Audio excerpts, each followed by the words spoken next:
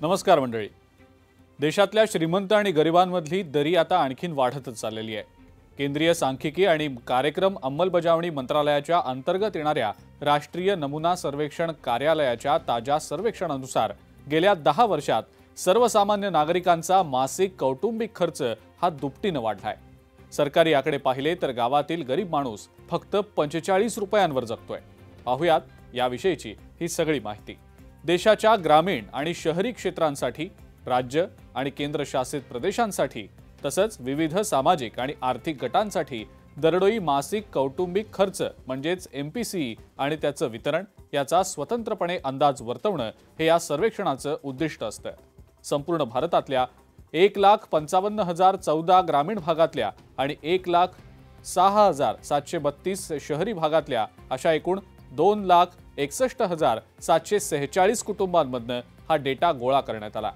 सर्वेक्षणानुसार 2011-12 या 10 वर्षांपूर्वीच्या आकडेवारीचा जर विचार केला तर शहरी भागात दरडोई मासिक कौटुंबिक खर्च हा 2,630 वरनं 2023 मध्ये आता दुपटीपेक्षा जास्त वाढून 6,459 रुपयांवर पोहोचलाय।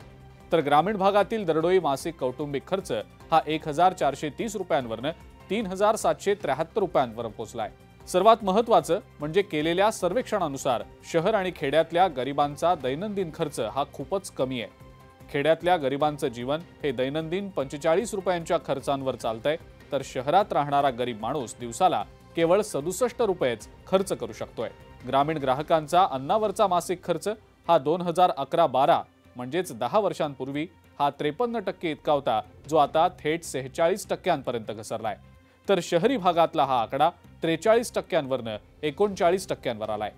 भारतीय नागरिकांनी गहू, तांदूळ आणि कडधान्यासह तृणधान्य विकत घेण्यावरचा खर्च कमी केलाय, परंतु शीतपेय, अल्पोपहार आणि प्रोसेस्ड फूड यावरचा खर्च हा अधिक आता केल्याचं समोर येताना दिसतंय। बिगर खाद्य वस्तूंपैकी भारतीय ग्राहक वाहतूक, ग्राहक सेवा आणि टिकाऊ वस्तू जसं की टेलिव्हिजन आणि फ्रिज यांच्यावर अधिकचा खर्च करतायत। ग्रामीण लोकसंख्येच्या सरासरी मासिक कौटुंबिक खर्चात सुद्धा तब्बल 164% इतकी वाढ झाली आहे। तर शहरी लोकसंख्येच्या खर्चातही 146%ची घसघशीत वाढ झाली आहे। हा व्हिडिओ तुम्हाला कसा वाटला ते आम्हाला कमेंट्समध्ये नक्की कळवा।